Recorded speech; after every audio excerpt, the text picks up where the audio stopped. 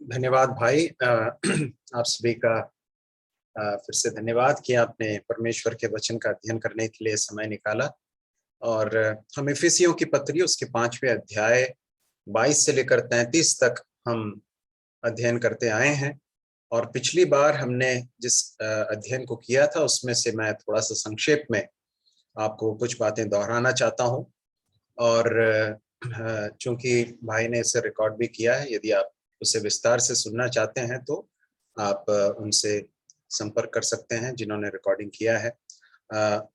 हमने पिछली बार इफिसियों की पत्री 5वें अध्याय में से हमने इस बात को देखा कि परमेश्वर का वचन मसीही परिवार के लिए या परिवार के लिए, विवाह के लिए परमेश्वर का वचन कुछ नींव या बुनियादी बातों को बताता है जो कि बहुत ही महत्वपूर्ण है। परमेश्वर की इच्छा या परमेश्वर की योजना मसीही परिवार के लिए इतनी अद्भुत है, इतनी अच्छी है कि यदि हम परमेश्वर के वचन के उन निर्देशों का पालन करें तो हमारा परिवार, हमारा पारिवारिक जीवन बहुत ही अद्भुत, बहुत ही आनंदपूर्ण और परमेश्वर के आशीष से भरा हुआ एक परिवार हो सकता है। पिछली बार हमने इस बात को देखा कि इस अध्याय के 18 से लेकर जो 20 पद हैं वो इसके बुनियादी एक नींव रखती हैं। अर्थात वहां पर प्रेरित पौलुस 18वें पद में कहता है कि पवित्र आत्मा से परिपूर्ण हो जाओ, और उसके बाद फिर बहुत सारे निर्देश देता है। तो हमने इस बात को देखा था कि पवित्र आत्मा से परिपूर्ण व्यक्ति है जो वास्तव में आत्मिक है। आत्मिकता हमारे सिर्फ जानकारी के द्वारा नहीं होती है, हमारे बाहरी किसी वेशभूषा या इन सारी चीजों से कहीं अधिक बढ़कर आत्मिकता इसमें है कि हम कितने अधिक पवित्र आत्मा के नियंत्रण में, भरपूरी में अपने जीवन को व्यतीत करते हैं। और हमारी आत्मिकता जो है वो सबसे अधिक यदि कहीं अगर दिखनी चाहिए तो वो हमारा घर है, जहां पर आत्मिकता पहले दिखाई देनी चाहिए।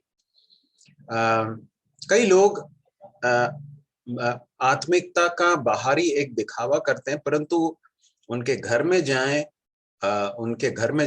और उनके साथ बहुत नजदीकी रूप से यदि आप व्यवहार करेंगे तब आपको समझ में आएगा कि उनका एक अलग ही चेहरा है, एक अलग ही उनका व्यक्तित्व है जो दूसरे समयों पर दिखाई नहीं देता है, और वो उसमें किसी भी तरह से आत्मिकता नहीं दिखाई देती। तो इसका अर्थ यह है कि संभव है कि आत्मिकता का एक बाहरी दिखावा मात्र दिखाया जाए और हमारा उन बातों के साथ कोई वास्तविक संबंध ना हो। तो ऐसा नहीं होना चाहिए, और इसलिए प्रेरित पौलुस बताता है कि पवित्र आत्मा से परिपूर्ण हो जाओ। और पवित्र आत्मा से परिपूर्ण एक व्यक्ति के परिवार में पति और पत्नी की भूमिका कैसी होनी चाहिए, इसके विषय में हमने कुछ बातों को देखा था। हमने चूंकि वो क्रम में ऐसा था, हमने इस बात को देखा था कि पत्नियों के प्रति परमेश्वर का वचन पहले निर्देश देता है। 22वें पद में हमने देखा है, पत्नियों अपने अपने पति के ऐसे अधीन रहो जैसे प्रभु के। तो हमने इस बात को देखा कि पत्नियों को अपने पति के अधीन रहने के लिए कहा गया, किसी अन्य पुरुष के या पुरुषों के अधीन रहने के लिए परमेश्वर का वचन नहीं सिखाता है। जिस तरह से एक पत्नी की अधीनता परमेश्वर का वचन परिभाषित करता है, तो वो उस तरह की अधीनता सिर्फ और सिर्फ उसके पति के प्रति है। परमेश्वर ने उसके पति को उसके ऊपर सिर के रूप में ठहराया है। और हमने इस बात को भी देखा था कि पति के प्रति पत्नी की अधीनता एक विकल्प नहीं है, परंतु परमेश्वर के वचन की आज्ञा है। अधीनता का अर्थ क्या नहीं है, इस बात को हमने देखा था। इस बात को देखा था कि अधीनता का अर्थ ये नहीं है कि पत्नी या स्त्री पुरुष से कुछ कम गुणवत्ता की है या कमतर है, दर्जे में कुछ कम है, ऐसा नहीं है। क्योंकि हमने इस बात को देखा था कि परमेश्वर का वचन हमें स्मरण दिलाता है कि दोनों को ही परमेश्वर ने अपने हाथों से रचा, अपने स्वरूप और समानता में बनाया। और परमेश्वर का वचन गलातियों की पुस्तक में भी हमने इस बात को पढ़ा था कि दोनों ही परमेश्वर की दृष्टि में एक हैं। मसीह में पुरुष स्त्री इस तरह का कोई भेदभाव नहीं है।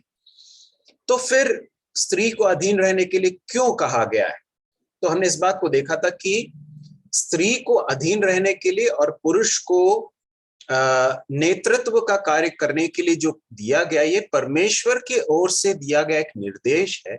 ये परमेश्वर की बुद्धि में से निकला हुआ एक एक एक क्रम है, जिसका पालन करने से हमारा हमारा जो पारिवारिक जीवन जो है वो वास्तव में आनंदपूर्ण हो सकता है। ये इसलिए नहीं दिया गया है क्योंकि स्त्री पुरुष से कुछ कम दर्जे की है, परंतु परमेश्वर के ज्ञान में परमेश्वर ने ऐसा ठहराया है कि पुरुष जो है परिवार में अपने परिवार का नेतृत्व करे, अगुवाई करे, और स्त्री से अर्थात पत्नी से ये अपेक्षित है कि वो अपने पति को के नेतृत्व के अधीन रहकर अपनी जिम्मेदारियों को पूरा करे। हमने इस बात को भी देखा था कि अधीनता इस आधार पर नहीं होती कि पुरुष की या स्त्री की अर्थात पत्नी या पति या पत्नी की किसकी आय जो है, या किसकी तनख्वाह ज्यादा है, या कौन ज्यादा पढ़ा लिखा है, या यहाँ तक भी कि उसमें से कौन ज्यादा आत्मिक रूप से परिपक्व है, उसके आधार पर नहीं।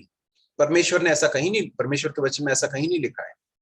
हो सकता है पत्नी ज्यादा पढ़ी लिखी भी हो सकता है ज्यादा तनख्वाह उसकी हो, ज्यादा उसको आय मिलती हो, या हो सकता है ऐसा भी हो सकता है कि वो शायद पति से ज्यादा परिपक्व भी हो आत्मिक रूप से, तो भी उसको जो दी गई भूमिका है वो ये है कि वो अधीनता में रहते हुए, अपने पति के नेतृत्व के अधीनता में रहते हुए अपने जिम्मेदारी को करे। हमने इस बात को भी देखा था कि हम परमेश्वर के व्यक्तित्व में ही हम अधीनता की बात को हम देख सकते हैं किस तरह से परमेश्वर पुत्र पिता के समतुल्य होने के बावजूद भी बहुत ही हर्ष के साथ, बड़े आनंद के साथ अपने आप को पिता के अधीन करते हैं। तो वहां पर उस संबंध में किसी तरह की कोई प्रतिद्वंदिता नहीं है, कोई ईर्ष्या नहीं है, किसी तरह से कोई हितों का टकराव नहीं है।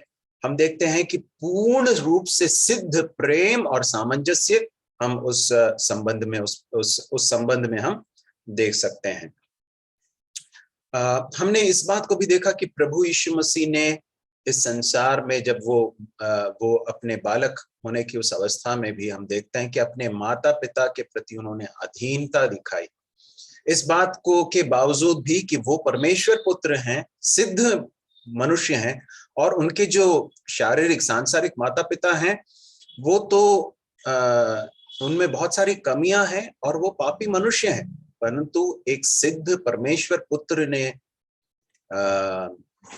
सारी सीमाओं को रखने वाले पापी मनुष्यों को के अर्थात अपने माता पिता के अधीन रहकर हमें इस बड़े पाठ को सिखाया है कि सबमिशन या फिर अधीनता जो है वो किस तरह से की जानी चाहिए।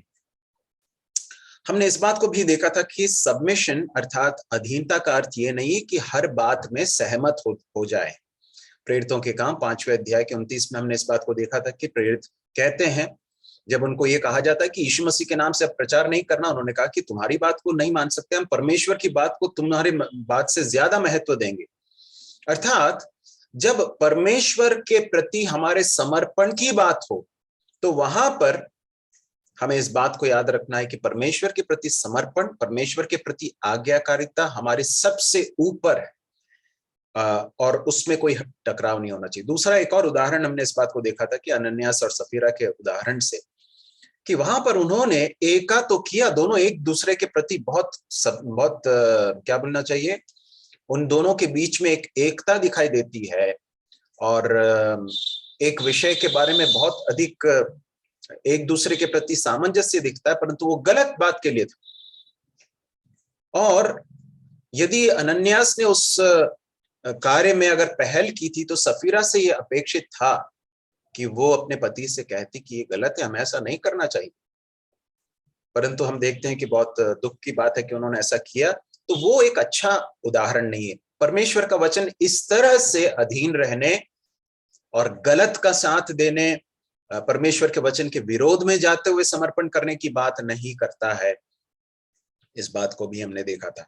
एक और बात हमने देखी थी, पहला पत्रस 3 अध्याय में से हम इस बात को समझ सकते हैं कि प्रेरित पत्रस इस बात को बताते हैं कि एक आत्मिक पत्नी, एक पत्नी जो परमेश्वर का भय मानती है, अपने उस अधीनता के द्वारा अपने पति के ऊपर प्रभाव डालती है और उसके उस प्रभाव में इतनी सामर्थ है कि उसके द्वारा परमेश्वर उसके उस प्रभाव का उपयोग करके उसके अविश्वासी पति को भी विश्वास के अनुभव में ला सकते हैं। तो हमें इस बात को समझने की जरूरत है कि पत्नी अधीन रहे, इसका अर्थ ये नहीं है कि वो कुछ भी प्रभाव, एक अच्छा प्रभाव, एक आत्मिक प्रभाव न डाले, ये भी उसका अर्थ नहीं है। अंत में हमने इस बात को देखा था कि अधीनता का अर्थ ये नहीं है कि पत्नी या बच्चे पति के, पिता के जो है प्रति एकदम डरते हुए, कांपते हुए अधीन रहें। जैसे ही पति घर में आए तो सब लोग कांपने लगे, बोले कि अरे ये आ गए अब। तो ऐसा एक संबंध नहीं है, परंतु ये जो अधीनता है ये भय के द्वारा प्रेरित नहीं है, परंतु प्रेम से प्रेरित है ना। पहला यूहन्ना 4:18 में हमने इस बात को पढ़ा था कि सिद्ध प्रेम जो है भय को दूर कर देता है। तो ये जो सबमिशन है, ये जो अधीनता है, इसकी जो प्रेरणा है वो क्या है? वो इसलिए है क्योंकि पत्नी जो है पति से प्रेम करती है, परमेश्वर से प्रेम करती है, और इसलिए वो परमेश्वर की आज्ञा के अनुसार वो अपने पति के अधीन रहकर अपनी जिम्मेदारी को पूरा करती है। 4 रेफरेंसेस हैं या 4 परमेश्वर के वचन के भाग हैं जो मैं चाहता हूं कि आप नोट करके रख लें, आगे जाकर आप उससे पढ़ सकते हैं। उसमें से कुछ भागों को हम आज के हमारे अध्ययन में भी हम देखेंगे, परंतु सभी नहीं लेंगे, इसलिए मैं चाहूंगा कि आप इन्हें लिख लें ताकि आप अपने व्यक्तिगत अध्ययन में इसे देख सकें। पहला है इफिसियों 5वां अध्याय, उसका 22वां पद जिसे हमने पढ़ लिया है। कुलुसियों 3रा अध्याय, उसका 18वां पद। कुलुसियों 3रा अध्याय 18वां पद। फिर पहला पत्रस 3रा अध्याय 1 से लेकर 6, पहला पत्रस 3 का 1 से लेकर 6, और अंत में तीतुस की पत्री 2रा अध्याय 5वां पद। तीतुस की पत्री 2रा अध्याय 5वां पद। इन भागों को मैंने क्यों बताया? यहां पर हम देख सकते हैं कि पत्नियों को बहुत स्पष्ट रूप से आज्ञा दी गई है कि अपने पति के प्रति अधीन रहना है। तो इन भागों को आप देखेंगे तो आप और विस्तार से इसको देख पाएंगे और खुद भी अध्ययन कर पाएंगे। ठीक है, अब हम इस बात को देखें कि अधीनता का अर्थ आखिर है क्या? What does it mean? What does submission mean? इसके लिए जो यूनानी शब्द प्रयोग किया गया है उससे कहते हैं हुपटासो। इसका अर्थ, ये एक सैनिक एक टर्म है, एक शब्द है जिसका अर्थ है कि अपने से ऊंचे अधिकारी के नीचे अपने आप को रखना। यह है उसका जो मूल शब्द का अर्थ है। तो जब एक पत्नी अपने पति के प्रति अधीन रहे, इस बात को कहा जाता है, तो उसका अर्थ क्या है? उसका अर्थ यह है कि वो इस बात को समझ जाती है कि मेरे जीवन की बुलाहट है कि परमेश्वर ने मुझे अपने पति के अधीन रहकर अपनी भूमिका को निभाने के लिए बुलाया है, मेरे जीवन की बुलाहट, ठीक है। और ये परमेश्वर के द्वारा रखे गए क्रम के प्रति उसका एक आदर का भाव, उसके प्रति समर्पण है। जब एक पत्नी अपने पति के प्रति अधीन रहती है तो वो मानो परमेश्वर के प्रति अपने समर्पण और परमेश्वर के प्रति अपने सम्मान, आदर को वो प्रकट कर रही है। अंग्रेजी में एक व्यक्ति ने इस तरह से कहा, submission is the divine calling of a wife to honour and affirm the leadership of her husband and help him to carry it through. या हिंदी में ऐसा कह सकते हैं कि अधीनता जो है एक पत्नी की ईश्वरीय बुलाहट है। और वो बुलाहट किस बात के लिए है? इस बात के लिए है कि अपने पति के नेतृत्व के उस जिम्मेदारी को वो आदर करे और उसको वो माने, है ना। और उस कार्य को, अर्थात अपने पति के नेतृत्व के कार्य को अच्छी तरह से करने के लिए अपनी पूरी क्या बोलना चाहिए, अपना पूरा सहयोग वो दे। ये है, इसे कह सकते हैं हम अधीनता के रूप। तो ये जो अधीनता की बात पत्नी से कही जा रही है और पति से कहा गया कि वो पत्नी का सिर है, तो हमें इस बात को समझने की जरूरत है कि ये जो आइडिया है, ये जो अवधारणा है, ये परमेश्वर के मन से निकली हुई बात है। ये मनुष्यों के द्वारा नहीं निकली है। परमेश्वर ने इसमें एक क्रम रखा है। जब हम परमेश्वर के वचन के क्रम का पालन करते हैं तब क्या होता है आप जानते हैं? हमारे जीवन में खुशहाली होती है, वास्तविक शांति होती है, परिवार में सौहार्द होता है। जब हम इसके विरुद्ध व्यवहार करने लगते हैं तो परिवार में हर प्रकार का केओस और कंफ्यूजन, हर प्रकार की गड़बड़ी और समस्याएं आने लगती हैं। तो जब पत्नी को ये समझ में आता है, या पत्नी को ये जब बताता है परमेश्वर का वचन कि उसके पति को परमेश्वर ने नेतृत्व के कार्य के लिए रखा है, उसके ऊपर सिर के रूप में रखा है, तो वह उसका आदर करे। परमेश्वर ने जो क्रम रखा है उसका आदर रखे। जो सबसे अच्छा उदाहरण हम अधीनता के लिए देख सकते हैं वो हमारे प्रभु यीशु मसीह का है, जिसके विषय में हम फिलिपियों 2:5 में पढ़ते हैं कि मसीह का स्वभाव तुम में भी हो।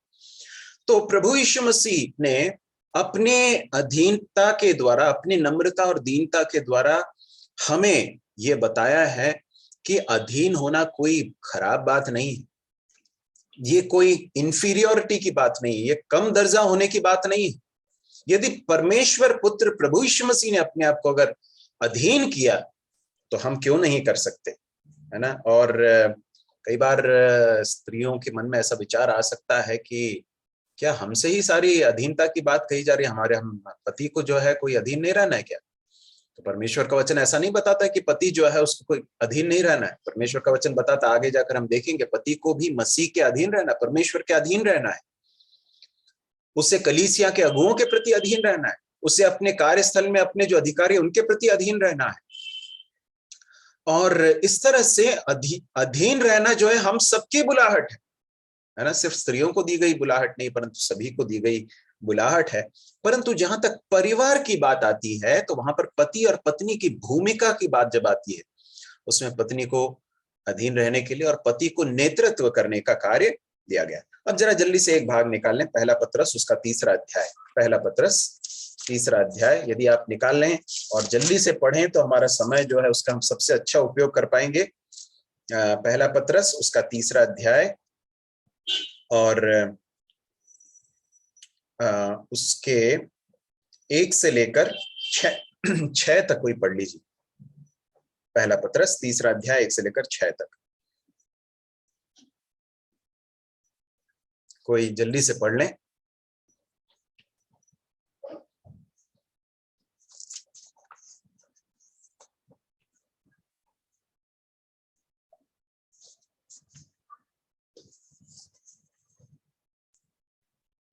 मैं पढ़ लूं? ठीक है, मैं पढ़ देता हूं। हे पत्नियों, मेरी आवाज आ रही है आप सबको?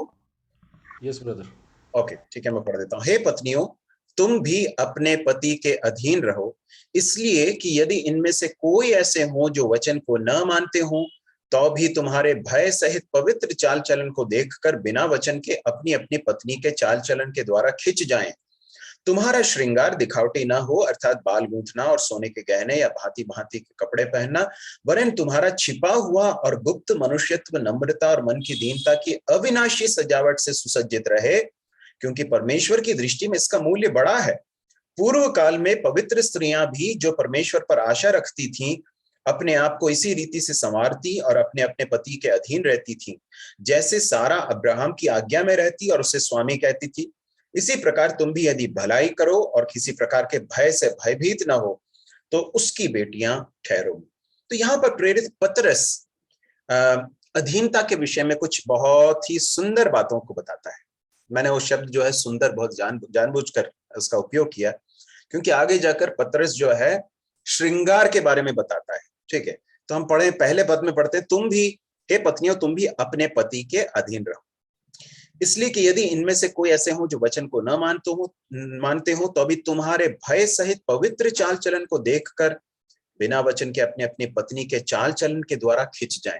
अब यहाँ पर जो संदर्भ है वो यह है कि यदि पत्नी विश्वासी है और पति अविश्वासी है, तो पत्नी का जो अधीनता है और पत्नी का जो भय सहित जो चाल चलन है, परमेश्वर के प्रति उसका भय है, परमेश्वर के वचन के प्रति उसकी भक्ति जो है, वो है जो उसको वास्तव में आकर्षक बनाती है ना। अपने पति की नजर में वो सबसे अधिक आकर्षक तब होती है जब वो उसका चाल चलन पवित्र होता है, जब वो वचन को मानती है, अपने पति के अधीन रहती है। और आगे जाकर वो प्रेरित पतरस कहता है, तुम्हारा छिपा हुआ और गुप्त मनुष्यत्व नम्रता और मन की दीनता की अविनाशी सजावट से सुसज्जित रहे। देखिए मेरे प्रिय भाइयों और बहनों, और विशेषकर बहनों को मैं संबोधित करना चाहता हूँ। मैं आपको बताना चाहता हूँ मेरी प्रिय बहनों कि यहाँ पर पतरस बता रहा है कि वास्तविक जो श्रृंगार है या जो आकर्षण है वो क्या है, वो बाहरी नहीं है ना। तो बाहरी चीजें ज्यादा महत्वपूर्ण नहीं है, जो वास्तव में महत्वपूर्ण है, जो एक स्त्री को उसके उसके पति के नजर में सबसे अधिक आकर्षक और सुंदर बनाता है, वो क्या है? उसका आंतरिक मनुष्यत्व है, उसका स्वभाव है, उसका चरित्र है, उसकी दीनता, उसकी नम्रता और उसका पवित्र चाल चलन है। और ये है जो उसको वास्तव में आकर्षक बनाता है।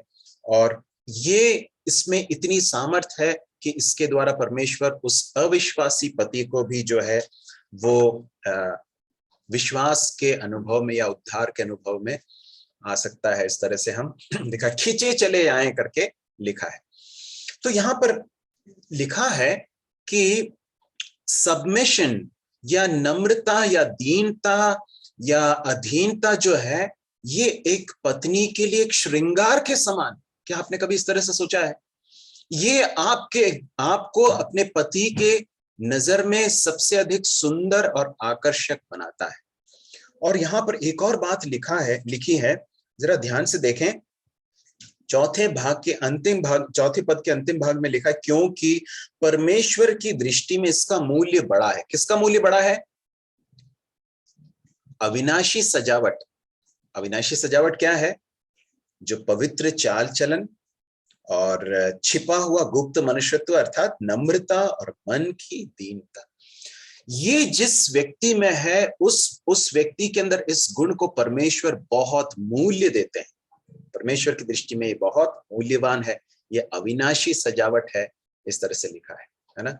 तो प्रेरित पतरस यहाँ पर बताते हैं कि पत्नी जब अधीन होती है तो ये परमेश्वर की दृष्टि में उसके लिए एक सजावट के समान है। परमेश्वर उसे बहुत मूल्य देते हैं।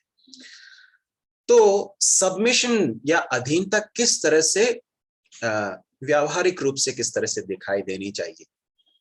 हम वापस अपने भाग में आ जाएं, इफिसियों की पत्री में आ जाएं वापस। इफिसियों 5वें अध्याय के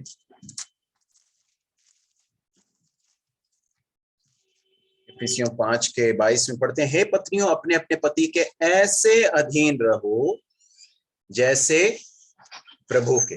ठीक है। तो पहली चीज जो यहाँ पर मैं बताना चाहता हूं वो यह है कि पत्नी अपने पति के जो अधीन रहती है वो किसी शर्त पर आधारित नहीं है। उसकी अधीनता उसके पति के प्रति इसलिए नहीं होती है क्योंकि उसका पति जो है उससे प्रेम करता है या उसकी देखभाल करता है, उसके प्रति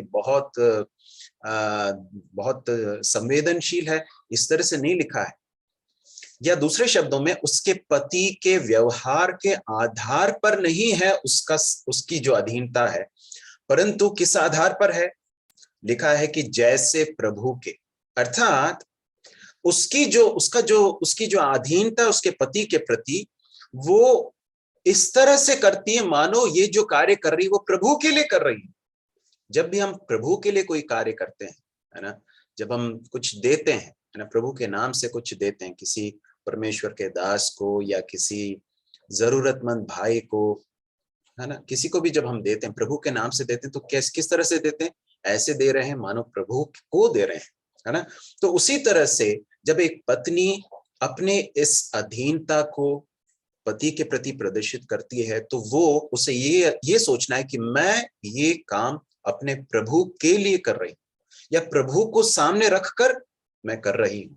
देखिए इसी इफिसियों में पौलुस आगे जाकर बताता है कि जो नौकरी करते हैं उनका अपने जो अधिकारी उनके प्रति कैसा रवैया होना चाहिए। वहां लिखा है कि तुम जो काम करते हो उसको इस तरह से करो मानो प्रभु यीशु मसीह के लिए कर रहे हो। तो एज अनटू द लॉर्ड, वो है जो वहां पर लिखा है, जैसे प्रभु के। तो जब एक पत्नी अपने पति के प्रति अधीन होती है तो वो उसके प्रभु के प्रति अधीन होने का एक बाहरी एक प्रमाण है, इस तरह से कह सकते हैं। है ना। तो प्रभु के प्रति अगर अगर अगर सबमिट करती है, अधीन होती है, तो वो व्यावहारिक रूप से कैसे दिखाई देगा? उसके पति के प्रति भी अधीन होकर वो ये बात प्रमाणित होगी।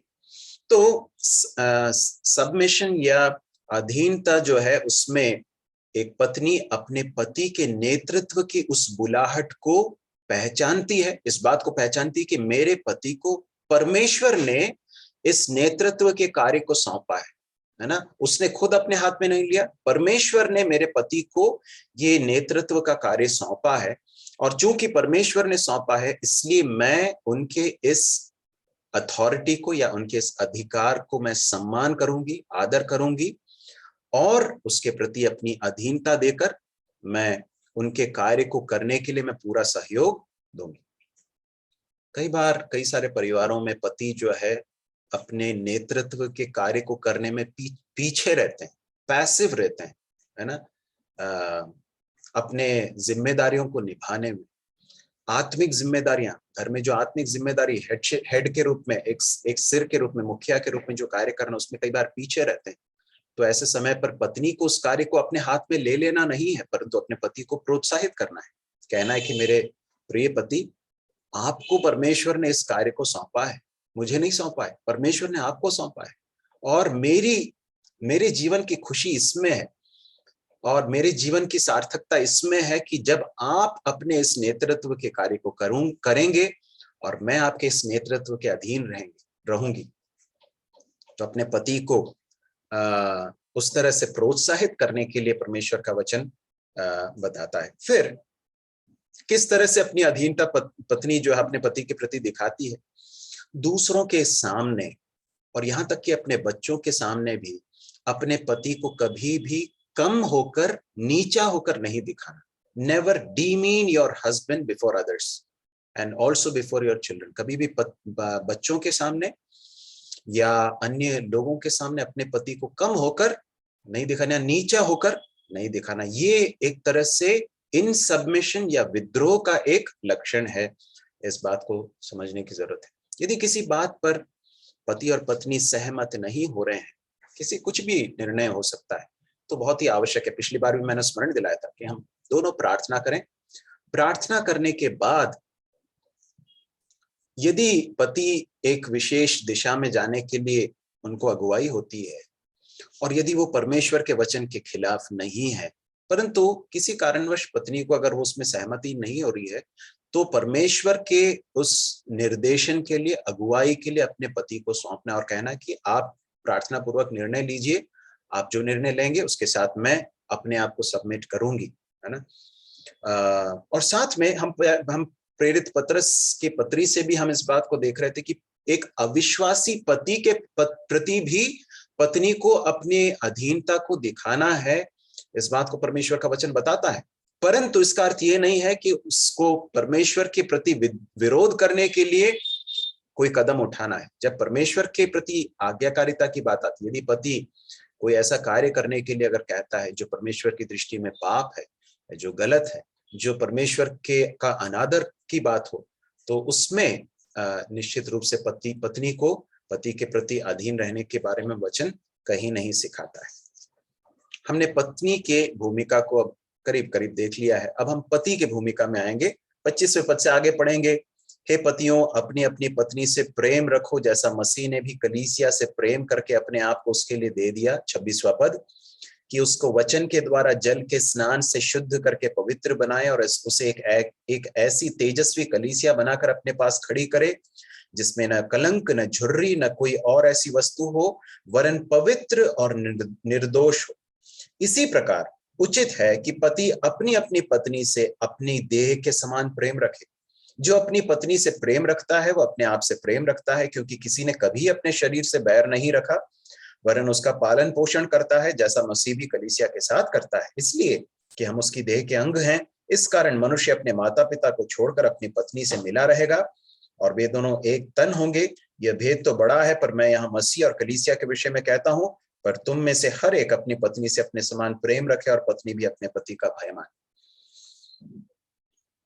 बहनों को शायद पहले थोड़ा बुरा लगा होगा कि पहले ही जो सारे इंस्ट्रक्शंस हैं, सारे निर्देश हैं, वो बहनों को बता दिए गए, पत्नियों को कहे गए। परंतु मैं देख रहा था पत्नियों को जो निर्देश दिए गए उसकी संख्या देखिए, उसमें जितना पोर्शन दिया गया वो बहुत थोड़ा सा है। पतियों को जो कहा गया वो बहुत ज्यादा है। 25वें पद से देखेंगे और आगे जाकर जब हम इसका अध्ययन करेंगे तब हमें समझ में आएगा कि पति को जो निर्देश दिए गए हैं वो बहुत ऐसा आसान नहीं है, वो भी बहुत चुनौतीपूर्ण है। प्रभु हमारी सहायता करे समझने के लिए। लिखा है पतियों से अपनी अपनी पत्नी से प्रेम रखो। पहली बात तो यह है कि अपनी पत्नी से प्रेम रखो, है ना।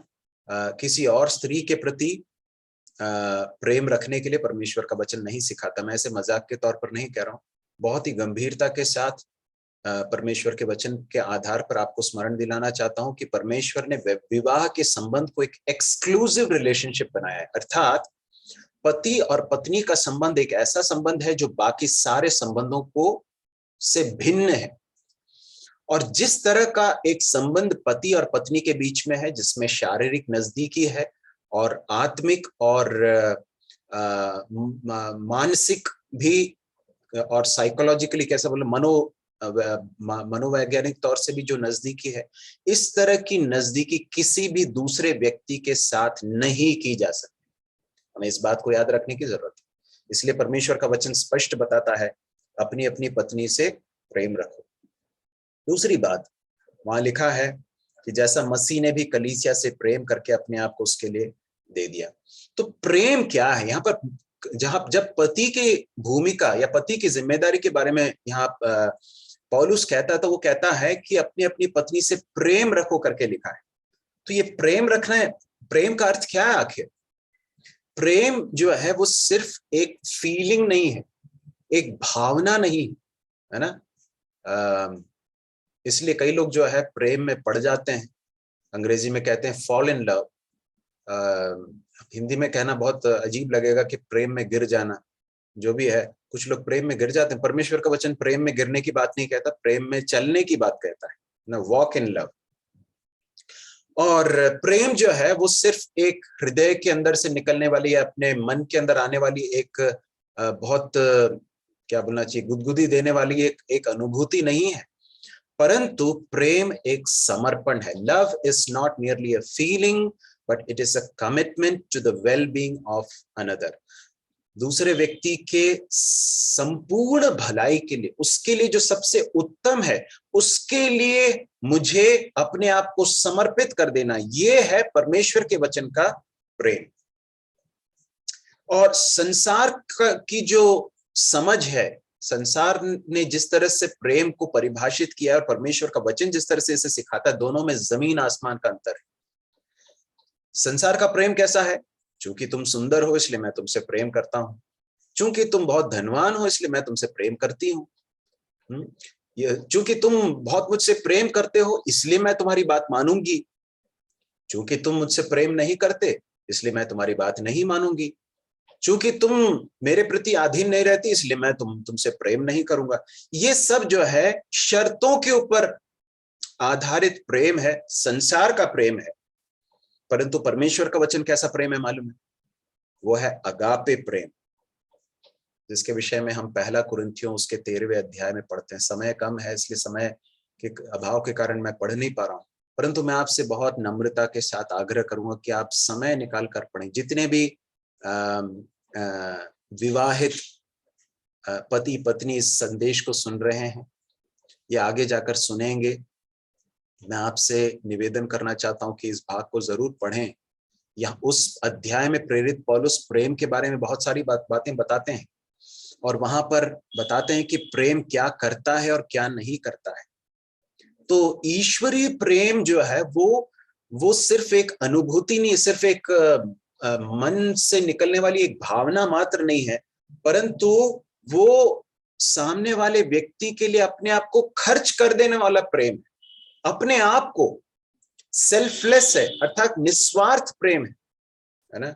और 26वें पद में हम पढ़ते हैं कि इसका उद्देश्य क्या है। उसका उद्देश्य क्या है कि उसको वचन के द्वारा जल के स्नान से शुद्ध करके पवित्र बनाए, या दूसरे शब्दों में पत्नी के अंततः पत्नी की भलाई और उसको सबसे अच्छे रूप में रखना, उसकी उसकी सबसे सबसे ऊंची भलाई या उसके जीवन में सबसे जो उत्तम हो सकता है वो है पति के जीवन का सबसे बड़ा लक्ष्य, वो है प्रेम। जिस तरह से परमेश्वर का वचन यहाँ पर स्मरण दिलाता है, कुछ बातें हैं जो यहाँ पर हम देख सकते हैं। पहली बात तो यह है, यहाँ पर लिखा कि ये प्रेम जो है सैक्रिफिशियल है, ये त्यागपूर्ण है। कैसे कह सकते हैं? जब प्रभु यीशु मसीह ने कलीसिया से प्रेम किया तो उसके लिए अपने आप को दे दिया करके लिखा है। त्यागपूर्ण प्रेम है, दर्द सहने के लिए, तकलीफ सहने के लिए भी ये प्रेम तैयार रहता है। दूसरी बात यहाँ लिखी है कि अपने आप को उसके लिए दे दिया। मरकुस रचित सुसमाचार 10वें अध्याय के 45वें पद में लिखा है कि मनुष्य का पुत्र सेवा टहल करने के लिए नहीं परंतु सेवा पाने के लिए नहीं परंतु सेवा टहल करने के लिए या सेवा करने के लिए आया।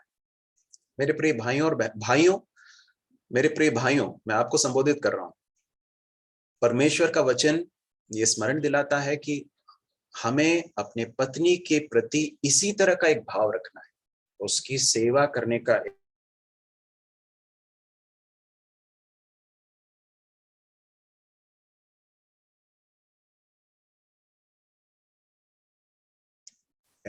तो पति जो है वो सिर है या पति जो है वो मुखिया है, इसका अर्थ ये नहीं है कि वो बस बिल्कुल एक मिलिट्री लीडर के तरह जो है बस अधिकारी जमा रहा है, परंतु वो जो है अपने उस नेतृत्व के कार्य को बहुत ही प्रेम के साथ और बहुत संवेदनशीलता के साथ करता है। और फिलिपियों उसके 2 अध्याय में 3 से 5 तक जल्दी से हम पढ़ लेंगे। 2 अध्याय 3 से लेकर 5, वहां ऐसा लिखा, विरोध या झूठी बड़ाई के लिए कुछ न करो पर दीनता से एक दूसरे को अपने से अच्छा समझो, हर एक अपने ही हित की नहीं वरन दूसरों के हित की भी चिंता करे। तो यहाँ पर प्रेरित पौलुस बताता है कि पति जब अपने पत्नी से प्रेम करता है तो उसके हित की चिंता करे, ये सोचे कि उसके लिए सबसे उत्तम क्या होगा, इसके बारे में सोचे। पति अपने पत्नी से प्रेम करता है, इसका अर्थ यह है कि वो इस बात को याद रखता है कि ये परमेश्वर के स्वरूप में बनाया गया एक व्यक्ति है जिसे परमेश्वर ने मुझे सौंपा है, और वो उसको उस तरह से उसका सम्मान करता है और उसे मात्र अपने शारीरिक अभिलाषाओं की पूर्ति का एक साधन मात्र होकर नहीं देखता है, परंतु उसका आदर करता है। अपने बच्चों के सामने और दूसरे लोगों के सामने भी वो उसका आदर करता है, उसकी खिल्ली नहीं उड़ाता, उसको नीचा करके नहीं दिखाता है, उससे बिना शर्त का प्रेम करता है ना। पहला यूहन्ना में हम पढ़ते हैं, यूहन्ना स्मरण दिलाता कि पर हमने उससे नहीं परंतु उसने हमसे पहले प्रेम किया। तो पति का जो प्रेम है पत्नी के प्रति वो इस पर आधारित नहीं कि पत्नी अधीन हो रही है कि नहीं हो रही, परंतु वो बिना शर्त का। यदि पत्नी अधीन नहीं होती है तो भी इसलिए कि मुझे जो इसके लिए जो स्टैंडर्ड दिया गया, जो मापदंड दिया गया, पैमाना दिया गया, वो यह है कि मैं प्रभु यीशु मसीह के समान प्रेम करूं, इसलिए मैं प्रेम करने में पीछे नहीं हटूंगा। ये कमिटमेंट है। प्रभु हमारी सहायता करे। फिर कुलुसियों 3 के 19 को भी जरा जल्दी से पढ़ेंगे। कुलुसियों 3 अध्याय उसके 19वें पद में हम ऐसा पढ़ते हैं, हे पतियों अपनी अपनी पत्नी से प्रेम रखो। देखिए फिर क्या लिखा है, और उनसे कठोरता ना करो, उनसे कठोरता का व्यवहार ना करो। Do not be harsh. तो एक पति को अपने सिर होने के उस जिम्मेदारी को जब वो निभाता है तो उसे ये याद रखना है कि मुझे इस नेतृत्व के कार्य को कठोरता के साथ नहीं करना है। मेरे व्यवहार में मुझे कठोर होकर नहीं करना है, हार्श नहीं होना है। प्रभु हमारी सहायता करे कि हम इस बात को समझ सकें। हमारा कलीसिया के प्रति प्रभु यीशु मसीह कितने टेंडरनेस के साथ, कितने कोमलता के साथ, कितने धीरज के साथ व्यवहार करते हैं, वो है हमारा मापदंड। प्रभु सहायता करे। उसके बाद 29वें पद में पढ़ते हैं, अपने शरीर से बैर नहीं रखता परंतु उसका पालन पोषण करता है, नरिशेस हर। तो एक पति से ये अपेक्षित है कि वो अपने पत्नी का पालन पोषण करे, उसके परिवार की जिम्मेदारी उठाए और भरण पोषण के लिए वो दे, और न सिर्फ शारीरिक पालन पोषण परंतु उसे हर रीति से उसको नरिश करने के लिए, उसको हर रीति से उसको बढ़ाने के लिए परमेश्वर ने उसे जिस उद्देश्य के साथ इस संसार में रखा है, उसकी पूर्ति के लिए वो जो कुछ अपने तरफ से कर सकता है एक पति के रूप में, उसे करने के लिए वो अपने आप को देता है। फिर लिखा है उसका पालन पोषण करता है जैसा मसीह भी कलीसिया के साथ करता है। अंग्रेजी में इसके लिए एक और शब्द है चेरिशेस है। चेरिश का जो अर्थ है वो इस तरह से कहा जा सकता है कि एक तरह के एक सुरक्षा का भाव लेकर आना, शांति का भाव लेकर आना, हृदय को सांत्वना देना, यह है उससे जो उसका जो तात्पर्य है। तो एक पति अपने नेतृत्व के कार्य को जब करता है, उसके द्वारा पत्नी को एक सिक्योर फीलिंग मिलता है कि मेरा पति जो है उसने अपनी जिम्मेदारी उठाई है, और इसलिए उसके उस नेतृत्व के अधीन रहकर आई एम सिक्योर।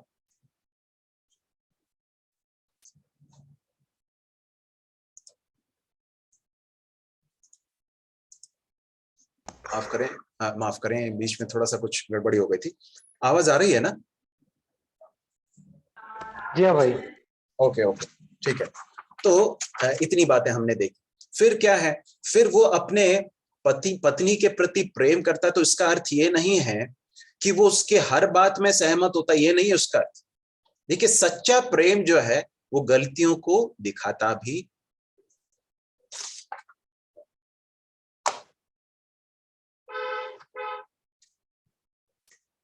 माफ करें, जस्ट मिनट।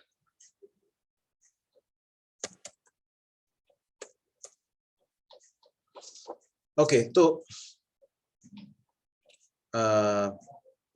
सच्चा प्रेम जो है वो गलतियों को दिखाता है और उसको सुधारता भी है।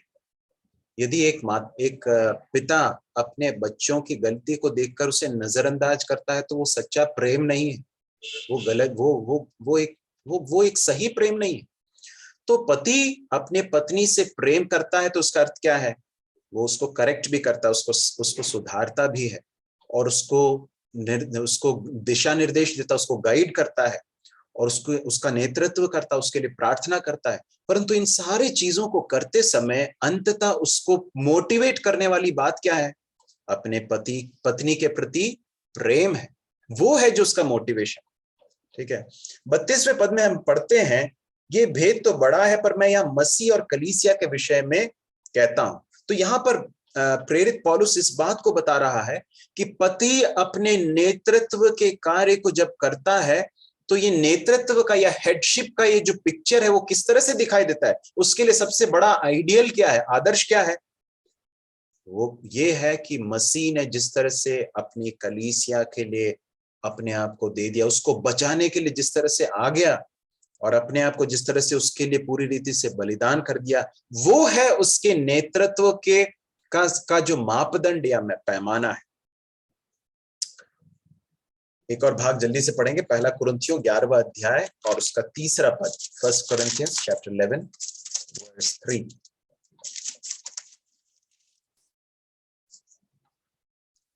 परंतु मैं चाहता हूं कि तुम ये जान लो कि हर एक पुरुष का सिर मसीह है और स्त्री का सिर पुरुष है और मसीह का सिर परमेश्वर है।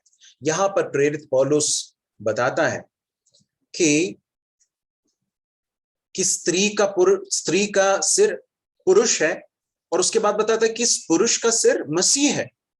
या दूसरे शब्दों में इस बात को हर पुरुष को, हर पति को याद रखने की जरूरत है कि मुझे अपने इस नेतृत्व के या हेडशिप के या लीडरशिप के इस जिम्मेदारी को पूरा करने के लिए जरूरी है कि मैं भी अपने सिर के प्रति अधीन रहूं। पति अपने सिर के प्रति अधीन जब रहेगा तो वो अपने जिम्मेदारी को या अपने नेतृत्व के कार्य को सबसे उत्तम तरीके से कर पाएगा।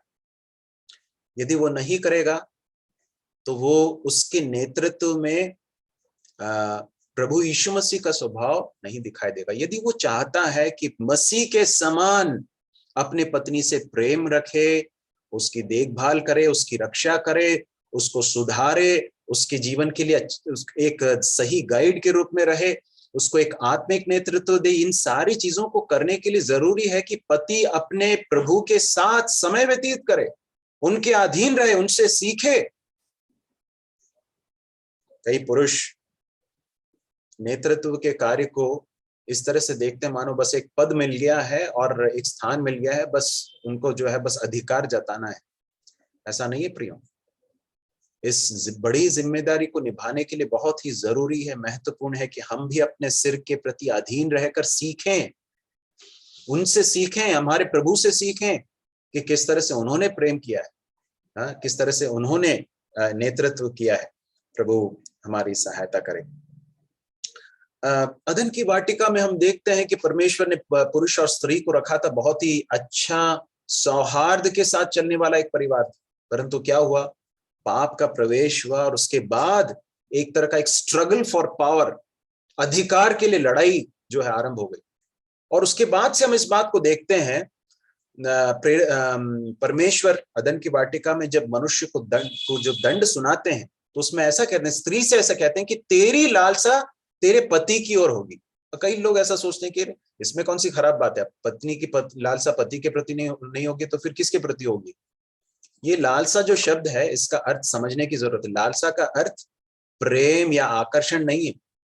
आगे जाकर परमेश्वर कैन से बातचीत करते हैं, वहां पर परमेश्वर से कहते हैं कि पाप तेरे द्वार पर खड़ा है, उसकी लालसा तेरी ओर है, परंतु तुझे उसके ऊपर अधिकार जताना होगा। वहां पर क्या कहा गया है, लालसा का अर्थ क्या है, the desire to overpower, हावी हो जाने की इच्छा। तो वहां पर जब पाप का प्रवेश हुआ, उसके बाद से मनुष्य के अंदर ये पाप का स्वभाव आ गया है, जिसके कारण पत्नी अपने पति के अधीन रहना नहीं चाहती। वो चाहती है कि वो पति के ऊपर हावी हो जाए, और पति नहीं चाहता कि अपने पत्नी से प्रेम रखे। वो अपने पत्नी को अपने पैरों तले कुचलना चाहता है। इस तरह का एक विकृत रूप को हम मनुष्यों के अंदर देखते हैं। परंतु हमारा प्रभु जो है वो विवाह को रिडीम करने वाला एक प्रभु है, वैवाहिक जीवन को भी रिडीम करने वाला, उससे छुड़ाकर उसे भी अपनी महिमा में लाने वाला एक प्रभु है। इसलिए परमेश्वर का वचन स्मरण दिलाता है कि हम परमेश्वर के वचन के ओर जाएं, उससे सीखें। कुछ एक दो भागों को जल्दी और देखेंगे, उसके बाद समाप्त करेंगे। पहला पत्रस तीसरा अध्याय मैं आपकी अनुमति के साथ एक 5 मिनट और ले रहा हूं, क्योंकि ताकि हमारा इस अध्ययन जो है समाप्त हो जाए। पहला पत्रस तीसरा अध्याय 7वां पद लिखा है, वैसे ही हे पतियों तुम भी बुद्धिमानी से पत्नियों के साथ जीवन निर्वाह करो और स्त्री को निर्बल पात्र जानकर उसका आदर करो, यह समझकर कि हम दोनों जीवन के वरदान के वारिस हैं, जिससे तुम्हारी प्रार्थनाएं रुक न जाए। कुछ और निर्देश, हालांकि हमारे भाग से जुड़े हुए नहीं है, परंतु मुझे ऐसा लगा कि इन्हें भी बता दूं।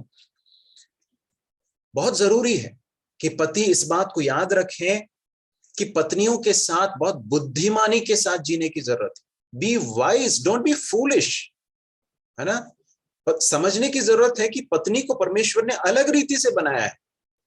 वो जिस तरह से उसका मेकअप है, मेकअप मतलब मैं बाहरी मेकअप की नहीं बात कर रहा हूं, परंतु जिस तरह से परमेश्वर ने उसको बनाया, पुरुष और स्त्री में अंतर है। समझने की जरूरत है, बुद्धिमानी के साथ जीने की जरूरत है। बुद्धिमानी के साथ पत्नियों के साथ जीवन निर्वाह करो, ऐसा लिखा है। लिव विथ अंडरस्टैंडिंग, समझो। अपने पत्नी को समझने की जिम्मेदारी पति की है। ऐसे कई पति हैं जिन्होंने वर्षों के बीत जाने के बाद भी अपने पत्नी को समझा नहीं। क्यों नहीं समझा है? क्योंकि समझने का प्रयास ही नहीं किया है, प्रयत्न नहीं किया है। हम सभी को अपने वैवाहिक जीवन में परिश्रम करने की जरूरत है, समझने की जरूरत है ना। और तब जो है वैवाहिक संबंध, पति पत्नी का संबंध जो है बहुत ही मधुर होने लगता है, समझने लगते हैं हम, है ना। एक दूसरे को समझना बहुत ही जरूरी है। तो लिव इट विथ अंडरस्टैंडिंग। उसमें आगे कहता है कि इस बात को याद रखो कि वो निर्बल पात्र है। किस तरह से निर्बल है? बौद्धिक रूप से निर्बल है क्या? नहीं, ऐसा नहीं कहा गया। स्पिरिचुअली या आत्मिक रूप से निर्बल है क्या, या नैतिक रूप से कमजोर है क्या? नहीं, ये सब नहीं उसका अर्थ। परंतु परमेश्वर ने उसे एक अलग रीति से रचा है। वो फिजिकल सेंस में है ना। हालांकि स्त्रियां भी आजकल बहुत सारे ऐसे कार्य करती हैं जो पुरुष करते हैं, परंतु शरीर के जो संरचना है, जिस तरह से परमेश्वर ने उन्हें डिजाइन किया है, वो उससे ये समझ में आता है कि वो निर्बल पात्र हैं। उनको परमेश्वर ने बच्चों को जनने के लिए, बच्चों की देखभाल करने के लिए कोमल, और इस तरह से परमेश्वर ने बनाया है ना। तो इसलिए इस बात को याद रखते हुए क्या करना है, उसको नीचा होकर नहीं देखना है, परंतु उसका आदर करना है। लिखा, निर्बल पात्र जानकर आदर करो। देखिए यहाँ पर एक पैराडॉक्स है या एक विरोधाभास है।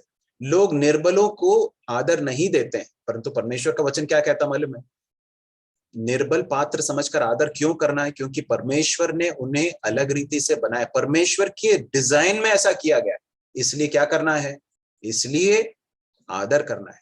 Husbands need to honour their wives. और क्या याद रखना है, ये याद रखना है कि हम दोनों जीवन के वरदान के वारिस हैं, को-हेयर है, वो मेरे साथ संगी वारिस है, और इसलिए आदर करना है। यदि नहीं करेंगे तो क्या होगा, क्या लिखा है, तुम्हारी प्रार्थनाएं रुक जाएंगी। पत्नी के साथ संबंध ठीक नहीं है, झगड़े करते हैं, और उसके बाद कलीसिया में जाकर बड़ी प्रार्थनाएं करते हैं या वचन का प्रचार करते हैं, कोई अर्थ नहीं है। हमारे पारिवारिक जीवन को ठीक करना बहुत बहुत ही जरूरी है। प्रभु हमारी सहायता करे। जब एक पति को परमेश्वर का वचन ये कहता है कि वो नेतृत्व का कार्य कर रहा है, वो सिर है, तो आपको ये भी समझने की जरूरत है कि सिर होने के साथ साथ अकाउंटेबिलिटी भी आ जाती है, जवाबदेही भी आ जाती है। अदन के वाटिका में परमेश्वर ने, जब मनुष्य ने पाप किया, पहले किसको पुकारा, हव्वा को नहीं पुकारा, परंतु आदम को पुकार कर कहा, हे आदम तू कहाँ है। तो ये बहुत बड़ी जिम्मेदारी है। 31वें पद को हम जरा देख लें, और फिर जब भी हम समाप्त करेंगे। इफिसियों 5वां अध्याय 31वां पद, इस कारण मनुष्य अपने माता पिता को छोड़कर अपनी पत्नी से मिला रहेगा और वे दोनों एक तन होंगे। 3 शब्द यहाँ पर प्रयोग किए गए हैं, छोड़ेगा, मिला रहेगा, एक तन होंगे। 3 बातें हैं और तीनों एक एक क्रम में आती हैं, इसे याद रखने की जरूरत है। इसका अर्थ ये नहीं है कि माता पिता की देखभाल नहीं करना है, इसका अर्थ ये नहीं है कि उनका आदर नहीं करना है, परंतु इस बात को याद रखना है। मैं बहुत संक्षेप में इस बात को बताना चाहता हूँ। एक पुरुष और स्त्री का जब विवाह हो जाता है तो वो एक स्वतंत्र इकाई है, एक नया परिवार है, एक नई इकाई है जिसे परमेश्वर ने स्थापित की है। और उस इकाई का जो सिर है वो कौन है, वो पति है। वो सास या ससुर नहीं है, या मम्मी पापा नहीं है, या भाई बहन नहीं है। परमेश्वर ने इस नई इकाई में पति को सिर होकर रखा है, और इसलिए इस नई इकाई में इस पति को समझना है कि मुझे अब एक तरह के छोड़ने का एक अनुभव होना चाहिए। मैं अभी तक अपने माता पिता के ऊपर या अपने दूसरे परिवार के अन्य लोगों के ऊपर एक तरह से निर्भर था, उनके साथ एक इस तरह का एक संबंध था जिसमें मैं पूरी रीति से उनके साथ जुड़ा हुआ था। परंतु अब एक नया संबंध आरंभ हुआ है, और इस नई इकाई में मुझे परमेश्वर ने सिर के रूप में रखा है। मेरी जिम्मेदारी है कि मैं अपने पत्नी के प्रति अपने समर्पण को जो है वो प्रदर्शित करूं। तो जब तक ये छोड़ने की बात नहीं आती मानसिक रूप से, वो जो निर्भरता है, बहुत सारी चीजें, समय हमारे पास कम है इसलिए मैं बस उतना कहकर समाप्त कर रहा हूं। जब तक लीविंग नहीं होता है तब तक क्लीविंग नहीं हो सकता। क्लीविंग मतलब जो साथ मिला रहना, और अगर वो नहीं होता है तो फिर आगे की जो बात लिखी है वो भी नहीं है। तो वे दोनों एक तन होंगे, इस तरह से लिखा है। तो एक तन होने का अर्थ जो है, शारीरिक रूप से संबंध निश्चित रूप से उसकी ओर इशारा है, परंतु सिर्फ उतने तक सीमित नहीं है। परंतु पति और पत्नी हर तरह से एक है, अपने उद्देश्य में, अपने जीवन की दिशा में एक हो जाते हैं, और पत्नी जो है पति का एक हिस्सा हो जाती है, और इसलिए पत्नी की खुशी में पति खुश होता है, पत्नी के दुख में पति भी दुख होता है। तेरे मम्मी पापा मेरे मम्मी पापा, इस तरह की बात नहीं होती है। हालांकि समझने के लिए बात अलग है, परंतु तुम्हारे माता पिता अब मेरे माता पिता है, इस तरह का एक भाव आ जाता है। तो ये एक बात है। दूसरी बात यह है कि चूंकि पति और पत्नी का रिलेशनशिप जो है वो एक्सक्लूसिव रिलेशनशिप या दूसरे सारे संबंधों को अलग कर देता है, इसलिए एक पति सिर्फ और सिर्फ अपनी पत्नी के साथ एक तन हो सकता है, किसी और दूसरी स्त्री के साथ नहीं हो सकता। और इसलिए अगर पति अपने पत्नी से प्रेम करता है तो दूसरे किसी स्त्री के प्रति व्यभिचार की नजरों से देख नहीं सकता, अर्थात देखने के लिए अपने आप आंखों को नहीं देगा। अगर उसके विचारों में इस तरह के कोई विचार आते हैं तो वो तुरंत उसका खंडन करेगा, क्योंकि वो इस बात को स्मरण रखेगा कि मेरा समर्पण मेरी पत्नी के प्रति है, वो है जिसे परमेश्वर ने मुझे दिया है, मुझे उससे प्रेम करना है। 32वां पद, ये भेद तो बड़ा है परंतु मैं यहाँ मसीह और कलीसिया के विषय में कहता हूं। मेरे प्रिय भाई और बहनों, विवाह अपने आप में बहुत ही सुंदर एक संबंध है। परिवार जो है अपने आप में बहुत ही अद्भुत एक बात है, परंतु ये एक इससे भी बड़ी और ग्रैंडर रियलिटी की एक सच्चाई का एक प्रतिबिंब है। इस बात को याद रखने की जरूरत है। और इसलिए जब मसीही परिवारों में पति और पत्नी, बच्चे सब अपनी अपनी भूमिका को सही रीति से अदा करते हैं तो क्या होता है मालूम है? हम अपने पारिवारिक जीवन के द्वारा हम संसार को सुसमाचार सुना रहे हैं। We are proclaiming the gospel through our family life, through our marriage to the world. और अंत में यह कहकर मैं समाप्त करना चाहता हूं कि पतियों को और पत्नियों को अपनी अपनी भूमिका को अदा करने के लिए एक बात सबसे महत्वपूर्ण है, जिसे हमने सबसे पहले देखा था। 18वें पद में क्या लिखा है? दाखरस से मतवाले ना बनो, इससे लुचपन होता है, पर आत्मा से परिपूर्ण होते जाओ। परमेश्वर के आत्मा की सामर्थ, पवित्र आत्मा की सामर्थ के द्वारा ही एक पति मसीह के समान प्रेम कर सकता है, नेतृत्व कर सकता है, और पत्नी कलीसिया के समान अधीन रहकर अपनी जिम्मेदारी को पूरा कर सकती है। परमेश्वर इस वचन के सुने जाने पर आशीष दे। आप सभी को फिर से मेरा नमस्कार, और कलीसिया के प्रति, जिम्मेदार भाइयों के प्रति अपना आभार व्यक्त करता हूं। परमेश्वर इस वचन के अनुसार जीने के लिए मेरी और आपकी सहायता करे। प्रभु के नाम की महिमा हो। धन्यवाद भाई, आपने बहुत अच्छा सरलता से प्रवचन हमारे सामने लाया। जैसे हमने कुछ बातों को देखा, उसमें से 2 बात बोलना चाहूंगा। जैसे भाई ने कहा प्रभु के वचन से